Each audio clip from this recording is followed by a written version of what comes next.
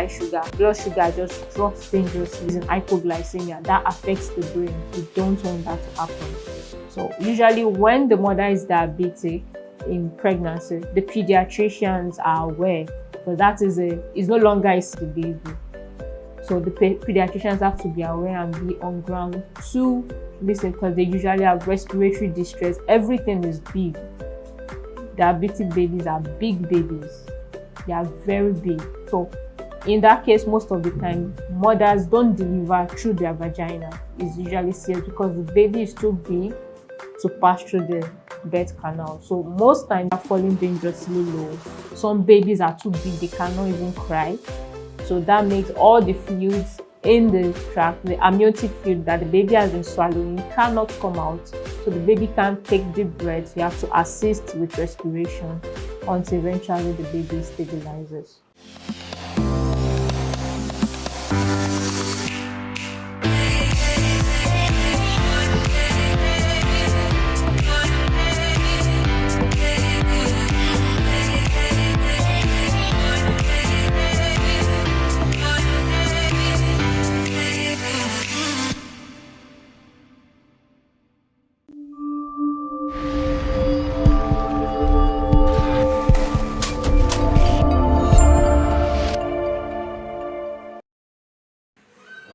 This one. Which iBrandTV be that one? Yeah, now I dey here. See, don't be the same logo, the same thing when you did, and I be this one. See, now. Not true. Not be the same logo be that one. Now, okay, but they talk for there say the fuse and goof better bangasu. You don't understand iBrandTV. I say as e dey here, so the dog they tell me how they take the cook out. All the ingredients when the nutrients when all of them, it dey for here. iBrandTV they tell me everything when I want here. Oh, not true. I dey tell you. I know say iBrandTV no fit tell you say the fuse and cook rice. Even being self, they say the fit take and cook am. Oh, what soup when Yoruba people they shop, they take and cook am too. Even all those Yoruba soup them, they use and cook am too. And you see, if they show you everything when they inside the food, then they show me self. Even now they take the cook am self, they don't show me for here. True. But you don't understand. See, iBrandTV, it too correct o. It show you say no color, no preservative. Everything dey for here, my brother. See and make you read and you go read, you go tire. See, iBrandTV go tell you news. It go show you music. It go show you movie too. It go even show you business. It go show you money talk. You talk say money talk. Say money talk. Money talk dey there. At least you go take and know how to make some kind of money. I fit make money for there. Even as you take use this one make money too, it go show you too. No. Go iBrandTV now make you see. You mean say I fit carry hustle join this hustle from iBrandTV? Brother, you dey waste time. I don't make I check.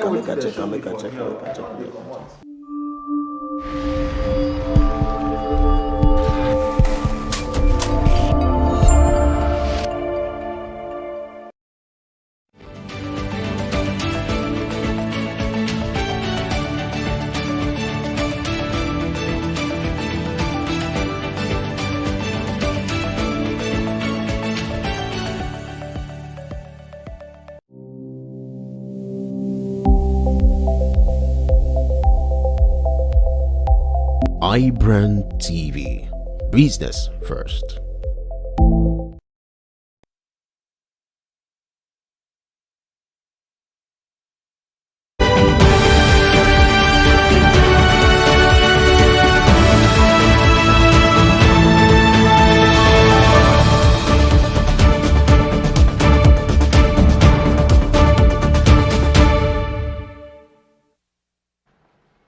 Hello, welcome. This is Business Breakfast coming to you live from our studios here in Lagos, Nigeria's commercial capital. I am Frank Komalape. Coming up in a moment, fresh concerns loom as Nigeria government set for the final stage of the airport concession plan. As lawmakers reviewed, government could lose up to $90 million. So the build, operate and transfer arrangement. We'll take a closer look at what this means for the nation's aviation sector. Plus, a breath fresh or a fresh breath of air for Nigerians as federal government moves to end casualization of workers by 2022. Searchlights, therefore, is on the labor market and the effect of casualization of workers on household and economy over time. Thank you for joining us. This is Business Breakfast. So let's take a look at some of the top business headline making the rounds now. Importers of liquefied petroleum gas, otherwise known as cooking gas, has stopped importing the commodity. Investigation shows that the cost of the product increased by 240% for 12.5 kg, jumping from 3,000 to 10,000 naira to 100 naira between January and October. The Executive Secretary, Nigerian Association of Liquefied Petroleum Gas Marketers, BASI, said the reintroduction of customs duty and value-added tax on imported liquefied petroleum gas were the major reason for the halt in its import by importers. Data shows about 65% of liquefied petroleum gas is imported into Nigeria, while domestic production accounts for about 35%, as discontinuation in imports could further increase cooking gas price if the situation is not resolved. And away from there now, the World Bank has stated that it costs more to move goods within Nigeria compared to the United States of America, saying that the cost of moving goods per distance domestically in Nigeria is about 5.3 times higher than in the United States of America. This disclosure was obtained in the Global Facility to Decarbonize Transport report newly published by the World Bank. The report further reveals that reducing the cost of moving goods through improving the effectiveness of transport networks and services is pivotal to re-establishing global trade. And in the meantime, the 36 state governors under the aegis of the Nigeria Governors Forum have lambasted the Minister of Justice and Attorney General of the Federation, Abubakar Malami, over his directive to pay the Paris Club consultant while the case is still in the Court of Appeal. The governors stated this in reaction to the directive by the Minister of Justice and Attorney General of the Federation in a statement yesterday by the head Media and Public Affairs NGF Abdulrazak Bello Barkindo, insisting that Malami's directive was suspicious. The governors also declared that the decision by Malami to support the consultant who have been battling desperately to grab $480 million from the accounts of state and local government raises questions of propriety and the spirit of justice. And now the Central Bank of Nigeria has disclosed that the e-Naira, Africa's first digital currency, has successfully completed 46.3 million Naira worth of transactions in less than 2 weeks of launch. The currency's first week and a half, according to the Apex Bank, was a huge success, going by 400,000 new wallets registered in dozens of nations and clients making 12,500 Naira transactions worth of 46.3 million Naira. That's around $113,000. This feat was achieved in spite of customers complaining about a time-consuming sign-up process. And that's it for now with the top business headlines. You're still watching Business Breakfast, coming to you live from our studios here in Lagos. Still to come, Searchlight, of course, will be on the casualization of workers and its effect on households. So we'll take a look at that in a moment when we come back from this break. Please stay with us.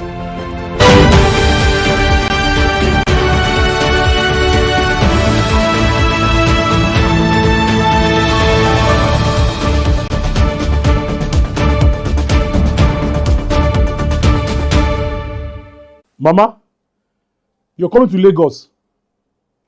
Banga.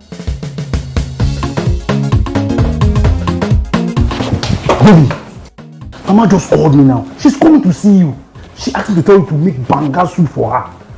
And she's close to the house. Oh. How do you expect me to prepare banga in just few minutes? I have a solution for you. Really? Mm-hmm.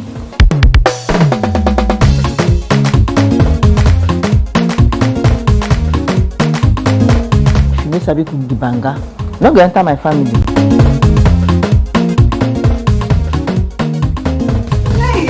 Pali banga is used in making other exotic dishes such as banga jollof rice, banga eforiro, banga asaro or yam porridge, banga egusi, and many more. Pali banga is easy to open, no preservatives, no cholesterol, and no coloring. Approved by NAFDAC. Manufactured by Pali Agro Products Limited. Available in all leading stores and supermarkets nationwide. Pali banga, natural palm fruit extract for tasty African cuisine. Powerful looks command respect, they say.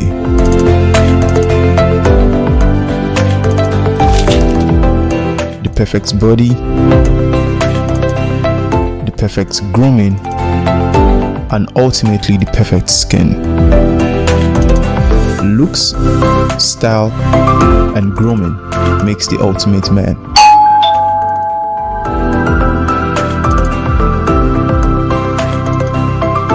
Found a ridiculously easy way to make my skin always feel epic.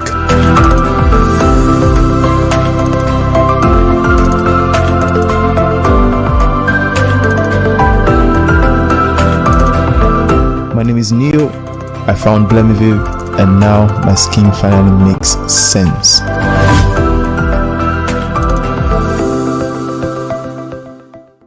True unripe plantain flour is 100% natural flour gotten from the processing of unripe plantain.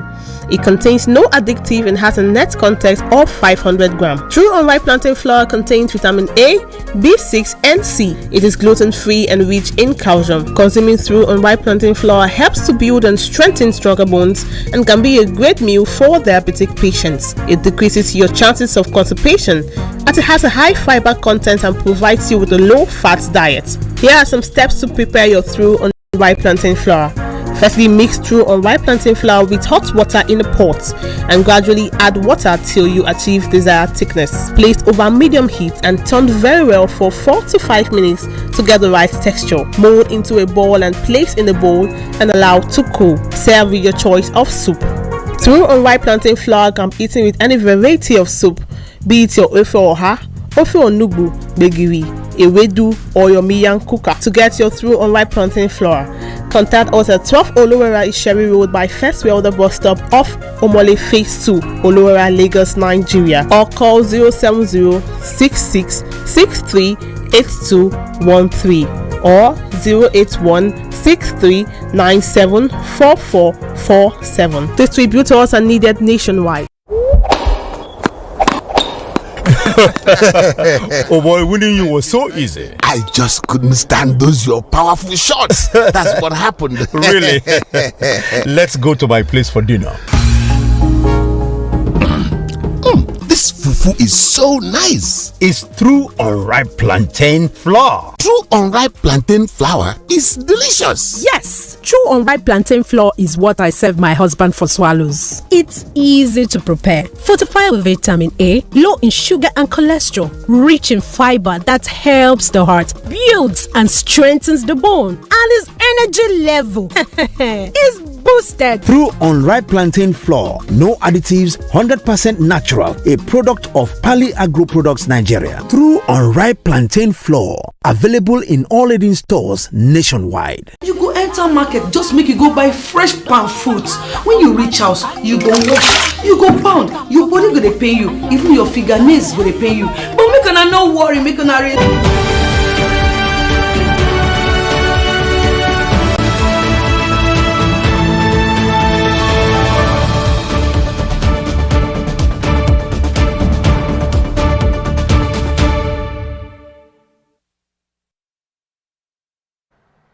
Glad to have you back now. Let's get straight to the business of the day. Let's start first by defining what casualization is. And to some definitions, casualization is the practice of employing temporary staff for short periods rather than make them permanent staff. This phenomenon is aimed at saving cost, according to many. Recently, the organized private sector unions released alarming data indicating that over 70% of the nation's workforce is in the private sector is casualized. So let's look at the effects of casualization of employment and prohibition of casualization in Nigeria Establishment Bill 2021, which is before the Senate. So our guest, Akin Fatoke, is the Chief Executive Officer of Chronicler and Associates, a communications consultancy firm. He joins us via the telephone now. Thank you so much for your time, Mr. Akin Fatoke, for taking out your time for being with us on the program. Many thanks. Thank you very much, Frank, and greetings to iBrand. And frankly speaking, my greetings to the whole of Nigerians. Thank you so much. Friends of Nigeria who are listening to us. It's nice to be with you here. Thank you so much. Let's start this way. Why casualization in Nigeria? It seems that it's thriving more in Nigeria than in any part of the world, because if you look at it, despite the Labour Act of 1990s, that is the laws of the Federation Republic of Nigeria in 1990. So the act provides that not later than 3 months after the beginning of a worker's period of employment with an employer, the employer shall give to the worker a written statement specifying the terms and conditions of employment. So help us better understand these conditions stipulated in that act.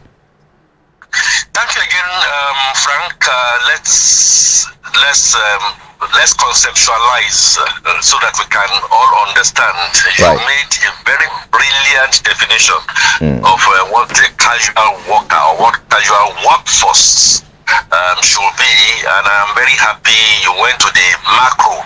You went from the micro, you went to the macro to now make that point that Nigeria perhaps amongst the Committee of Nations will be one of the largest. You gave a number of 70%. I know that will still be conservative. That will be higher. You find situations where you have large populations, in non-OECD countries, that is less developed economies, where all indices of development that you can think of, including education, functional education, health care, democracy as the way it should be practiced is not prevalent. What you have in such situations will be to have a casual worker. You ask me what is the cause? It is due to lack of opportunities in the organized sector. People start working as casual workers. Pure and simple. Law of demand and supply is that where you have so many people, largely, and I say that with a bit of a respectful emphasis, largely unskilled. But where you have them in large quantities versus opportunities that are available in organized private sector, of course, you have no other thing than to... Let me quickly come in. Sorry to jump in. To make a better sense of what you're discussing. I mean, when you talk about the unskilled labor, you have a lot of people who are well-read, trained as well.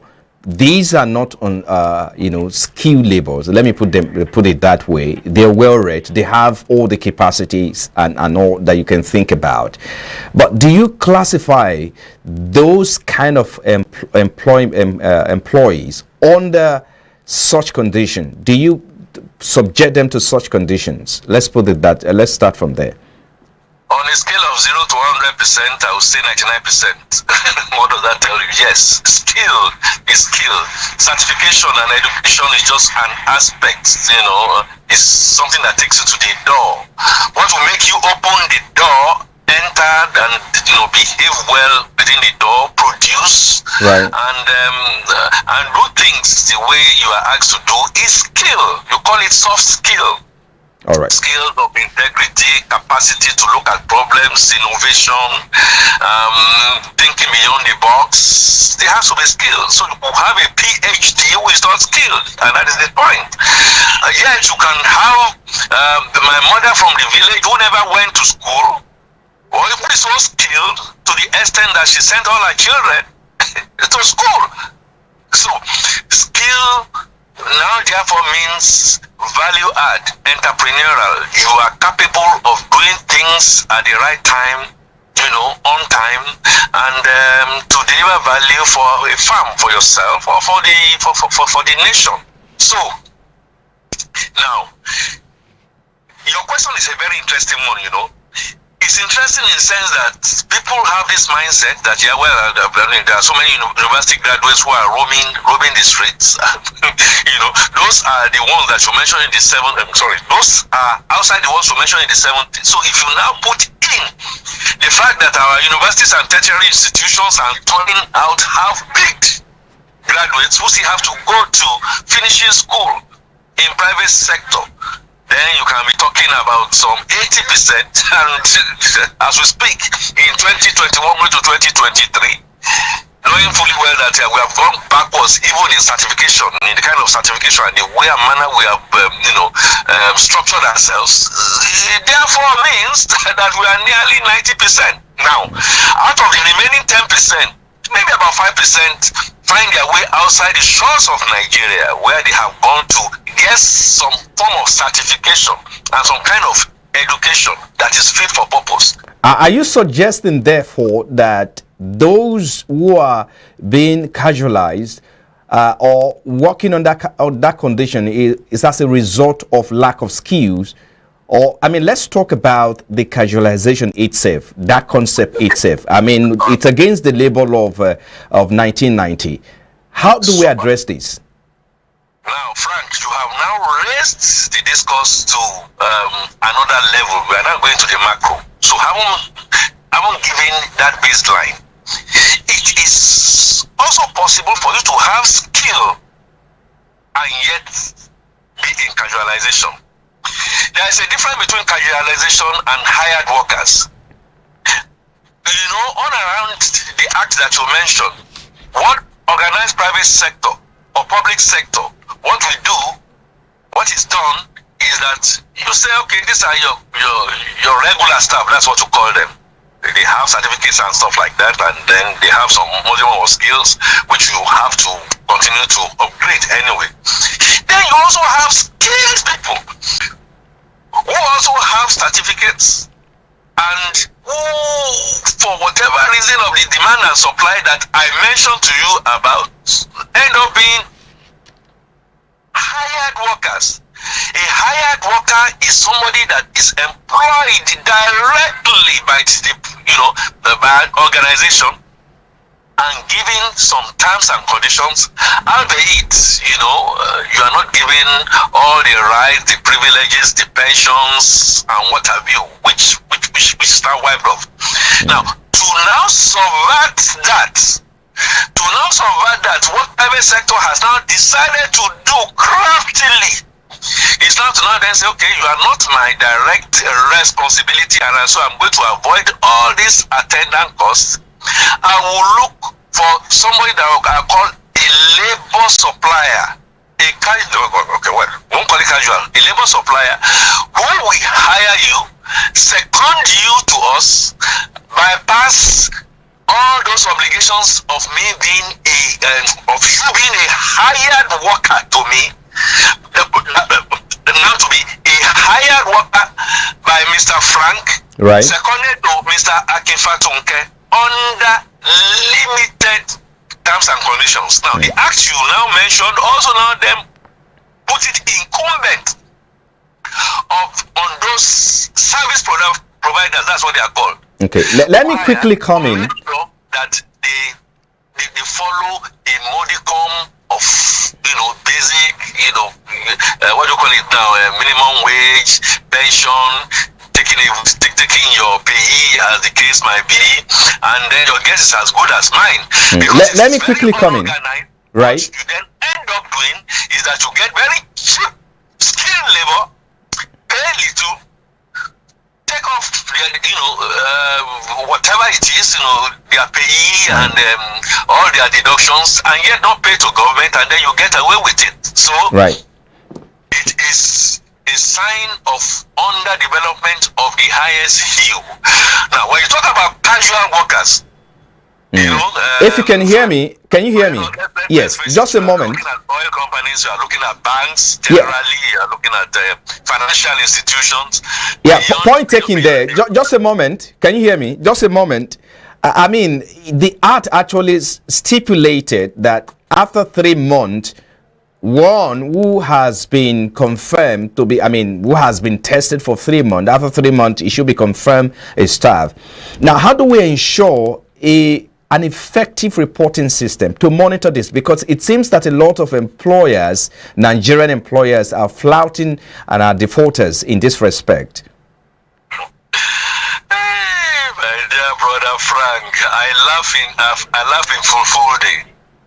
Now, you have made an assumption, and it's a very reasonable assumption, that I, as an employer of casual workers, like you have said, right, I am obligated under the law that after 3 months, I should convert them or drive them off. So, let's be clear. It's either I convert them naturally, or okay, I cannot longer whatever. Then I put them out there and go and look for some other ones. You understand the point I'm making? So people now, without that feeling of compassion, many outfits they do that. Now I repeat to you, I go back to conceptualization of terms. If that particular individual is my hired worker, that means I have employed him as Akifatunke, then I am fully obligated, because I have to give him a letter of employment with my letterhead and what have you. But if it is a casual worker that has been supplied to me by a service provider, it's not my employee, it's not in my payroll. I pay him through my service provider. And so the regulation that you are talking about now lies on that service provider to now say, okay, now you've been there for 3 months, for 3 months and stuff like that. Well, I don't know. You have an option.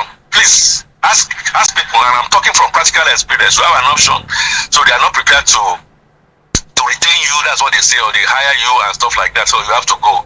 Then what do you find? You see people now begging, oh my God, please don't do. I don't mind to do 6 months. I don't mind to do 1 year. And so you find people in that same kind of position. They are highly skilled. And I can tell you for free, I have seen situations where I had a casual worker who was so skilled, much more skilled than people that you call regular employees. And that is so, you know what happens? You now begin to depend on that person. Right. What that organization is supposed to do is not go through that service provider and say, look, you know what? I like to hire this person. I like to give him or her a chance to compete, and so that I can get him or her into my regular employment. And I can tell you for free, in an oil company, one of the best oil companies that this country has produced, I've seen a casual worker who was so skilled, was contacted through his service provider, right, sat for the normal competency test, came in, and eventually led a segment of the business in and outside Nigeria. But that is few and far between.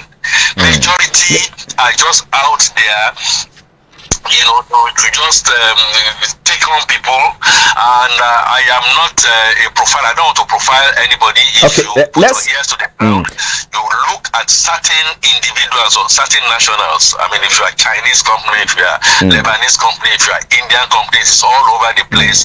And of course, everybody wants to go out work there. Yes. And then you see the kind of conditions that these people work. It is worse than where a normal dog. I didn't see human beings now. Please watch me.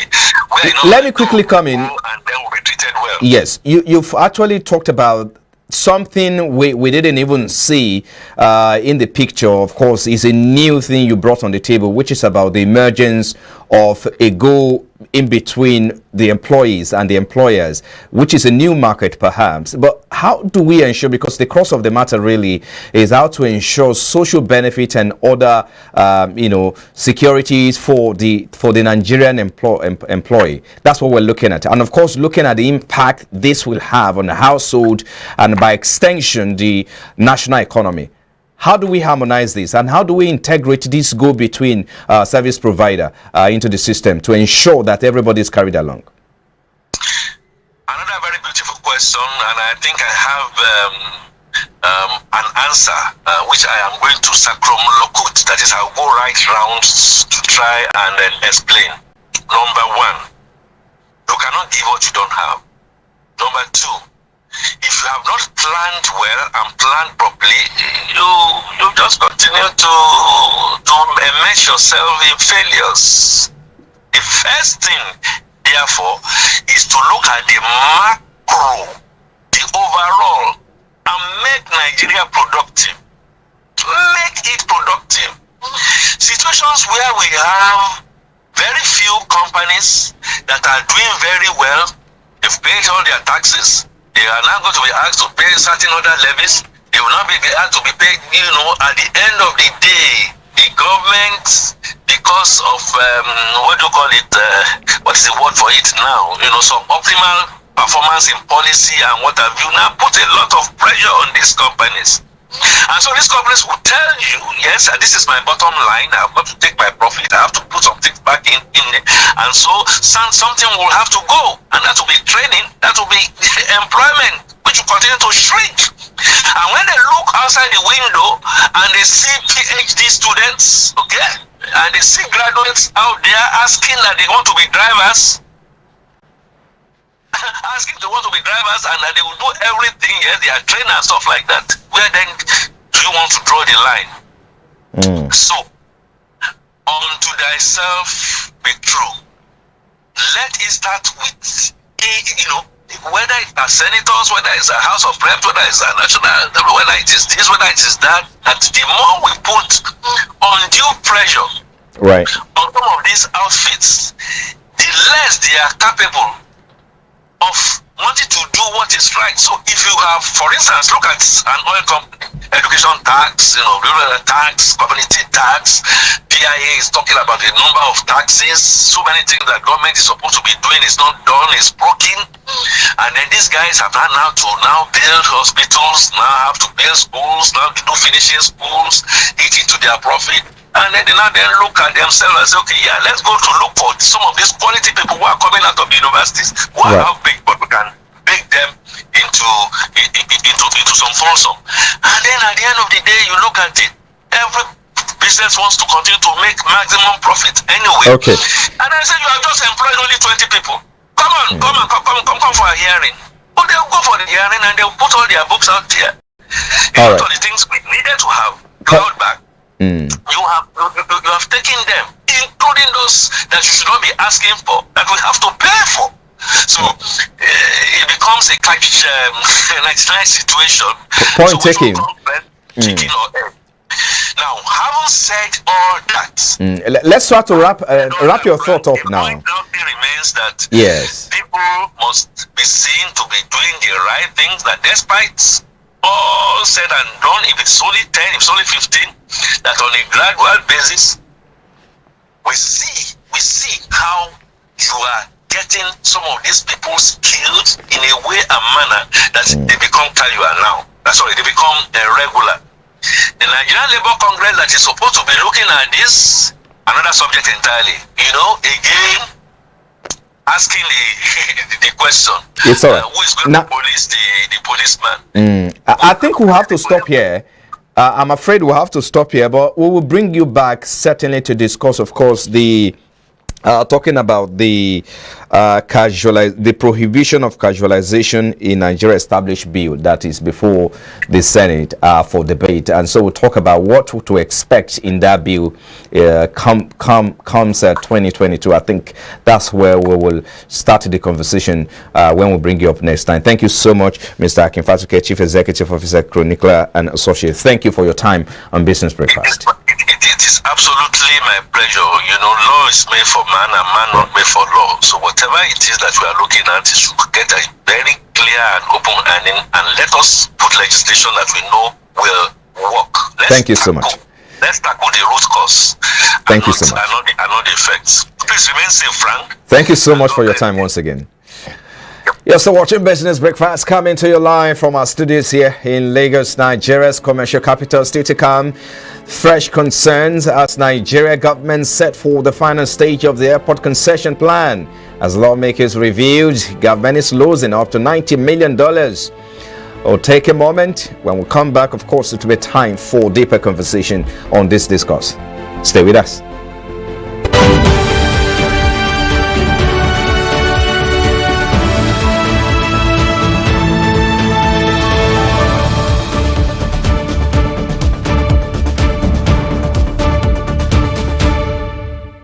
Swift Dry Cleaners Limited, professional dry cleaners, best in dry cleaning and laundry services, and meets the needs of our consumers. Yeah, Swift Dry Cleaners Limited. Swift Dry Cleaners Limited. Swift Dry Cleaners Limited. Swift Dry Cleaners Limited. Yeah. For clean wash and quick delivery, yeah. Swift Dry Cleaners Limited. Swift Dry Cleaners Limited. Swift Dry Cleaners Limited. For clean wash and quick delivery. Ooh. Swift Dry Cleaners. Clean wash, quick delivery. Mama, you're coming to Lagos. Banga. Baby, Mama just called now. She's coming to see you. She asked me to tell you to make banga soup for her. And she's close to the house. Oh. How do you expect me to prepare banga in just few minutes? I have a solution for you. Really?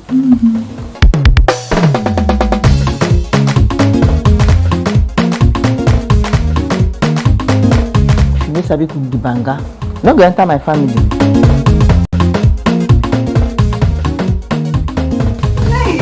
Pali banga is used in making other exotic dishes such as banga jollof rice, banga eforiro, banga asaro or yam porridge, banga egusi, and many more. Pali banga is easy to open, no preservatives, no cholesterol, and no coloring. Approved by NAFDAC. Manufactured by Pali Agro Products Limited. Available in all leading stores and supermarkets nationwide. Pali banga, natural palm fruit extracts for tasty African cuisine. Powerful looks command respect, they say.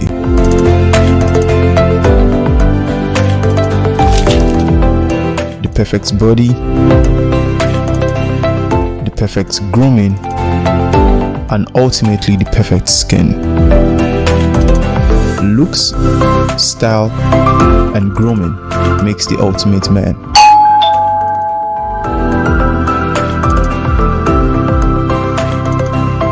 I've found a ridiculously easy way to make my skin always feel epic.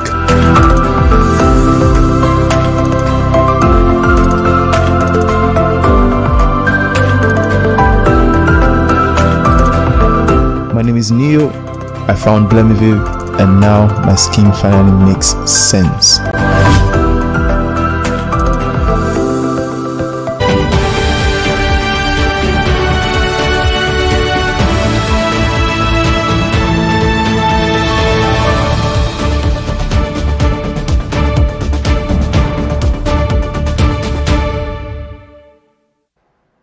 Welcome back to our second part of the conversation. Now, the move by the federal government to concession 4 major airports across the country as part of a developmental plan for the aviation sector has aroused expert debate on the necessity of this new move. Recall the federal government recently closed its bidding for the 4 major airports with a plan to announce new concessionaires soon. The airport to be concessions include the International Airport in Lagos, Abuja, Port Harcourt, and Kano, respectively. According to recent statement from the Minister of Aviation, Hadi Serika, the concession is built to run for 20 to 30 years tenure in build, operate, and transfer model. So let's explore this development by the government and what this means for the Nigeria aviation sector. Retired Captain Samuel Akieleka Creek is former director of the Nigerian College of Aviation Technology, Zaria, Kaduna State, and former government safety inspector. He joins us now via the telephone. Thank you for your time, Captain, for joining us. We appreciate your time. Good morning. Nice to be on air this morning. Yeah. Now, this is not the first time the government will be embarking on a concession arrangement. A case in point is that of the Murtala Mohammed Domestic Airport Terminal 2, the domestic terminal of the international airport situated in Lagos, and its facilities which are developed under a build, operate. Us to understand before we get to why the Buhari administration is embarking on further concessions. Help us to understand the build to operate agreement concept of this concession. Thank you so much. To start with, everybody will agree that the government is no longer in a position to fund further development in aviation, considering other areas competing for attention. So the idea of bringing in private money, okay, is now a global thing, really, because government has so many responsibilities. So if we all agree on that, so what is the best way forward then? We've tried privatization, which has failed woefully, I would say, because we copied the wrong model. We copied the British model instead of the American model. Okay, let me analyze the two differences, because I don't want to give an idea. I just want to state the fundamentals so that people can make up their minds if they use those fundamentals. Now, in any business, there are two critical factors. That is the management and the funding. So the funding comes with the cost of money. The cost of money means you don't have that money, you have to go and borrow.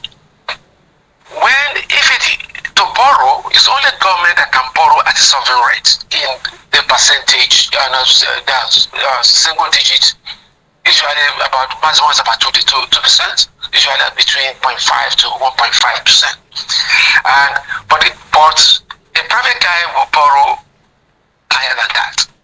So when it comes to but then for government to borrow, for any project to borrow, government must have the ownership.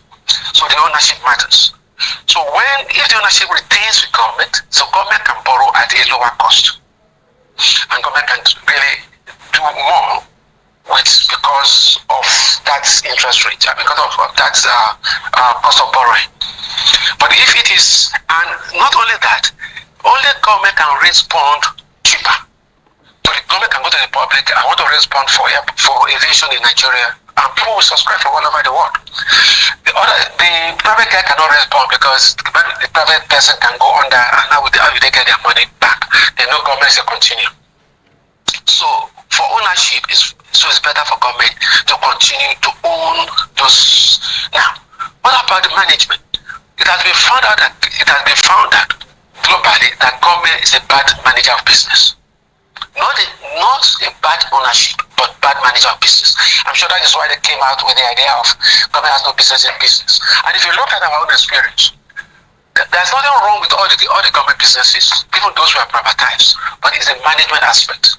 So what the Americans did was, they preferred to outsource the ownership, the management of government enterprises to the private sector because they can do it better.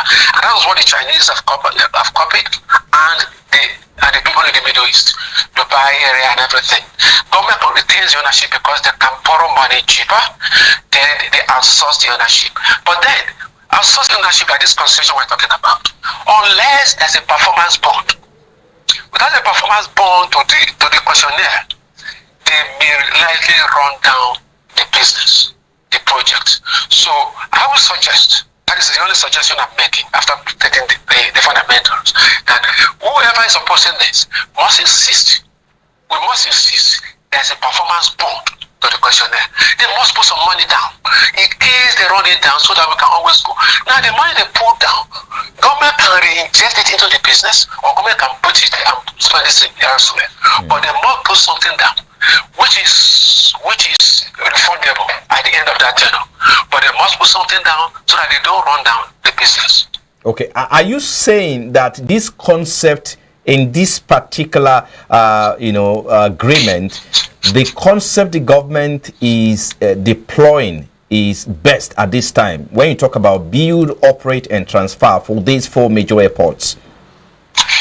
That is what I'm saying. I don't know what ICRC is going to propose to the Federal Executive Council, but I am saying that what those of us who are opposing it, what we should see is that, okay, look, if you want to do this, since government is better for government to retain ownership because they can borrow cheaper, okay, it's management that is the problem. Now, if the management want to give it to the private sector, they must bring their own money, and that money is not just the money, say, look, they're giving government money. No, that money is a guarantee, it's a performance bond, that in case you run down this my business, this is what, after auditing, at the end of the day, this is what at least I'll be able to hold on to this so that I don't lose 100%. You understand what I mean? So unless ICRC, inputs that into the agreement, I will not support it. But I will support it as it is because government doesn't have the money. We need private money to come in to expand aviation. It's not only the airports, to expand aviation generally, but it's better for the government to retain ownership so that they can go and borrow money cheaper. Because when you borrow money cheaper, you can do something. The MM2 could have been bigger if government had followed that. Because instead of the Babalaki, I forgot the name of the company, instead of him going to the bank to borrow at a higher so rate, if the government had retained ownership, they have borrowed cheaper, and that thing will have been about 5 or 6 times that size. If government had retained ownership, but for Babalaki to manage it. Right. Oh, okay. Let's talk about Lagos especially, because these 4 major airports include Kano, Port Harcourt, Lagos. You talk about Lagos as well. Lagos account for about 60% or so of the international flight. How do you think this will, what do you think this will bring to the table, especially for those operators whose major anchor it's within Lagos here, or Southwest, let me put it that way? And how do we ensure that everyone take home at the end of this agreement is secured? So Lagos, like you said, 60% of the market. Lagos needs this sectioning the way I have packaged it, more than any of those ones, any of the other 3. Why just say Lagos needs that kind of money? Lagos, let's suppose there's expansion in the region today, and most of them are in Lagos because the market is here. And somehow by magic or fortune smiling on us, about 50 new aeroplanes arrived into the aviation market today. Where do you think they're going to park them? There's nowhere they can park them. There's nowhere to park them in Lagos. There's nowhere to park them anywhere. So, and you cannot go and park them in all these other airports that are not, and because the market is here, that means you have to fly them empty to that place and fly them back to come and operate out of Lagos. So Lagos must have that to expand. Now, where will government have the kind of money to create a ramp that will accommodate 50 new aeroplanes? It is not possible unless the private money comes. So that is why I support the government's direction, in trying to develop aviation further. But there must be a performance bond. Government must retain ownership so that government can go instead of the private sector going to borrow money at exorbitant rates. Because at the end of the day, is the travel public that is going to pay for it. So it's better we give it to somebody that can borrow cheaper so that the impact will be less on those of us traveling. Okay? So I mean, at least the impact is less on our pockets. So government ownership, it is one I support. Then the management should be, that is the, whether you call it concessionaire, whether it's called a concessionaire, but the management be outsourced to these people. But outsourcing it to them, it's not that they just come and do whatever they like. No, they must put something down as a guarantee. Right. They must put a bond down. Once they put that bond down, that bond will give them back at the end of that 30 years they're talking about. They'll give them back their money. But after auditing what they have done, what is left, there must be a sharing formula within these 30 years. Okay, that government, not that they just run it, they not give government money. No, we must be sure because I'm the owner. They're only managing it for me. I must have something, no matter what, even if it's 22% or 30% or 40%, it doesn't matter. I must have something of that profit. Mr. Cochrane, let me quickly come in here. Some of the concerns is that if Federal Airport Authority of Nigeria generate about 70 billion or 75 billion naira yearly. That's taking free in aviation. That's not. Pardon? That's taking free in aviation. They cannot do anything. Because that's what we're getting, that if they generate about 75 billion. About 1 trillion in aviation. What is 70-something billion? No, it's because it's still inefficient. So if this figure is not correct, I mean, how about the fact that the concern is that they can actually manage 8,000 because they have about 8,000 staff in their workforce, that wouldn't be too much of is staff to manage and to pay for. One of the reasons why concession management is to capitalize on effective workforce. Right. Okay. The concessionaire is not an employment agency. Government is an employment agency. I mean, that is what all over the world has government is an employment agency. But the concessionaire is not an employment agency. So those people we have to prove that they are worthy to remain on the job. So that means the mentality will change, everything will change. Because what matters is that the person who has put his own money down to manage this thing knows that at the end of the day, if he does not run it well, if it's run down, he's going to lose his own deposit. Right. Okay? Let's try to wrap it. Okay. All right, point taken. Let's try to wrap it up now. Should the government go ahead, because the process is on now, the request for qualification of bidders have been closed. I think the next step is that the government is going to be inviting them for proposal, and that should scale through to the next step. Should this scale through? What does this mean for Nigeria sector? Nigeria's aviation sector, I mean to say. Yes, the aviation sector and those opposing it, outside the aviation sector too, in and out of the aviation sector, is to look for this, for those factors I've stated. If that is what they, instead of saying, no, it's not possible, it's not, no. Let them go ahead, but you must include these factors, these guarantees. Once they do that, government has no choice. But it's okay, we're going to do it anyway. But these are the guarantees. There's nothing wrong with these guarantees, except somebody that does not want to, that has the sole purpose of running it down. If you don't have the sole purpose of running it down, what is wrong with? Okay, you know what? I will put in. I will submit a performance bond because I'm so sure of myself that I will not run it because my money is at stake. So that is what we should be asking government to include. The ICRC should include as part of what the conditions for concessioning. I think we should leave it there. Thank you so much for your time. Retired Captain Samuel Akinyele Cochrane, it's former rector of the Nigerian College of Aviation Technology, Zaria, Kaduna State. We thank you for your time on the program. You're welcome. My pleasure. Yes, still watching Business Breakfast coming to you from our studios here in Lagos. Still to come on the program, the Nigeria Exchange Group closed on a positive note amid sell-off, and buy interest has benchmark wholesale index appreciated by 293 basis points.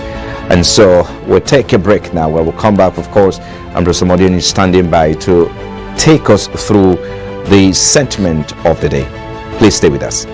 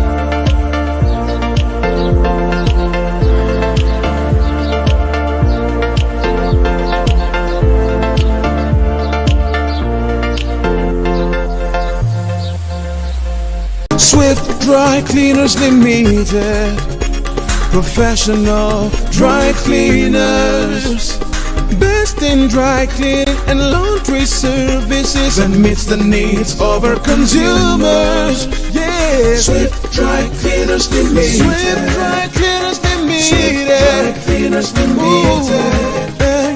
Swift Dry Cleaners Limited. Yeah, for clean wash and quick delivery. Yeah, Swift Dry Cleaners Limited. Swift Dry Cleaners Limited. Swift Dry Cleaners Limited. For clean wash and quick delivery.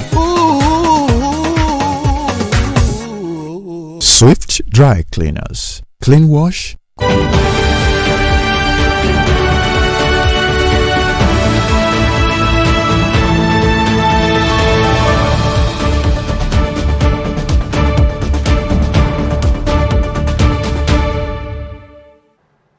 Is the last lap of the program now. The Nigerian exchange market yesterday reached a new 52-week high of 43,246.87 points, exceeding the previous 52-week high of 42,412.66 basis point January.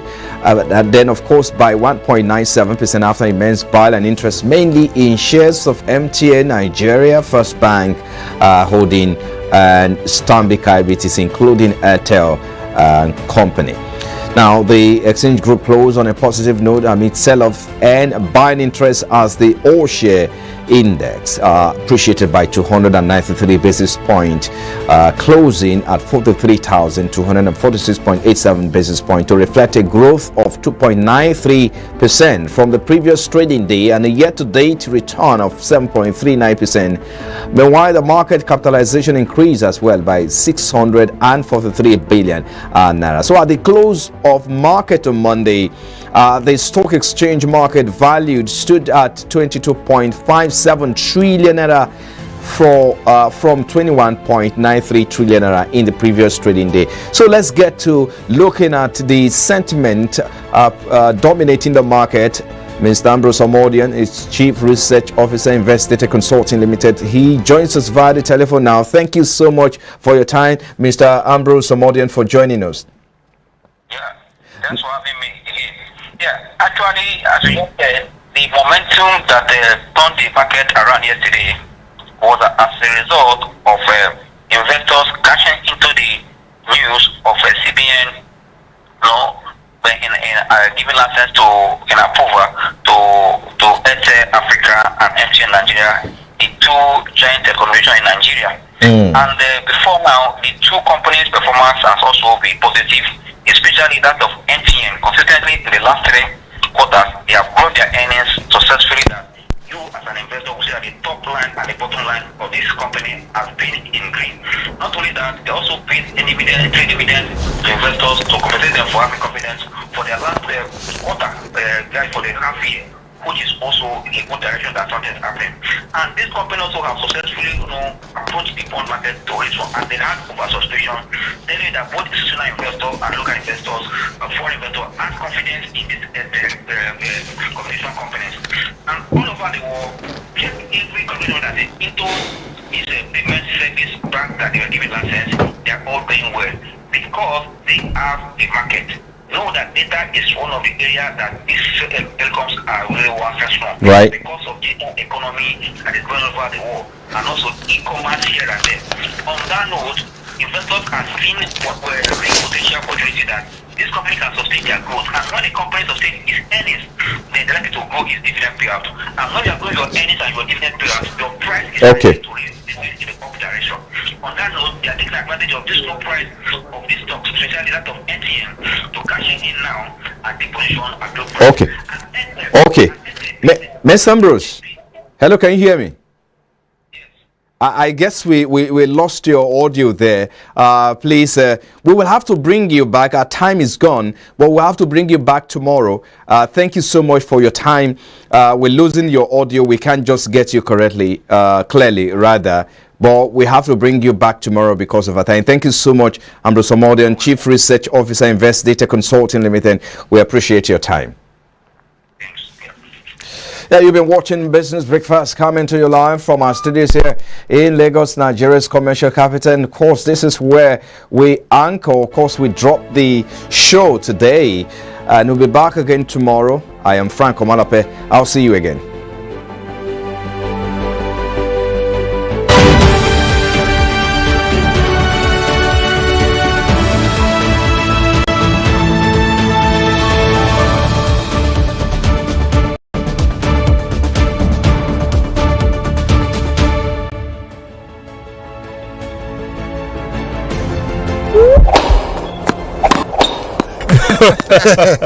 Oh boy, winning you was so easy. I just couldn't stand those your powerful shots. That's what happened. Really?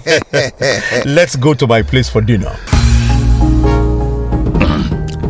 This fufu is so nice. It's through unripe plantain flour. True unripe plantain flour is delicious. Yes, true unripe plantain flour is what I serve my husband for swallows. It's easy to prepare, fortified with vitamin A, low in sugar and cholesterol, rich in fiber that helps the heart, builds and strengthens the bone, and his energy level is boosted. Through unripe plantain flour, no additives, 100% natural, a product of Pali Agro Products Nigeria. Through unripe plantain flour, available in all leading stores nationwide. You go enter market, just make you go buy fresh palm fruits. When you reach house, you go wash, you go pound, your body go dey pain you, even your fingernails go dey pain you. But make una no worry, make una relax. I get good news for now. Una don hear of Banga fresh palm fruit extract. All you need to do now make you go for the open am, take and you be better cook. Banga,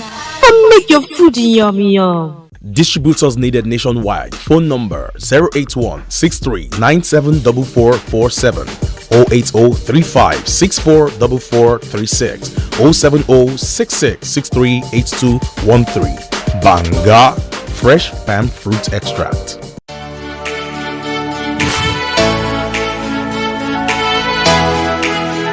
Most people don't understand the magic of a perfect skin, the allure of a well-pampered skin.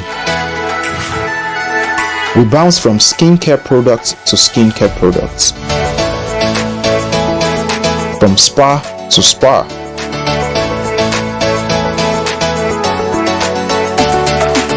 Looking for that ideal solution.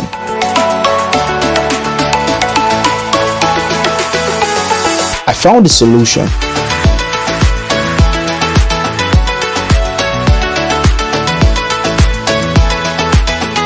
And it's Blemiville Skincare and Spa.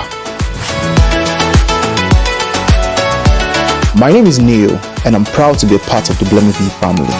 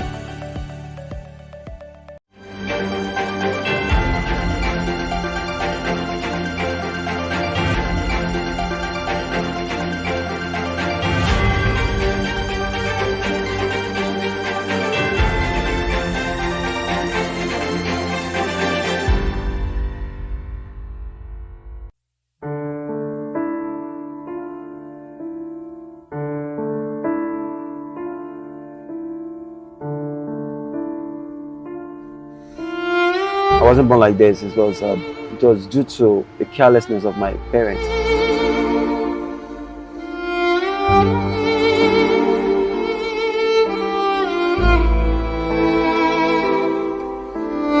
I was born completely just like every other person.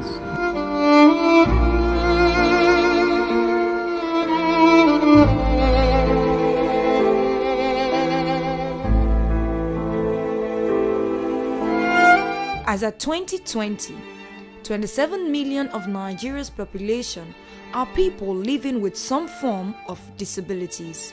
In our society, the most common types of disabilities are visual, physical, hearing, intellectual, and mental disabilities. Many of this population are fortunate to have a family to cater for their needs. Some others, however, do not have the family or the means. With limited laws to protect the physically challenged, discrimination, poor state of the economy and infrastructure, people with disabilities are left to fend for themselves. Many are seen at motor parks, major bus stops, on pedestrian bridges, begging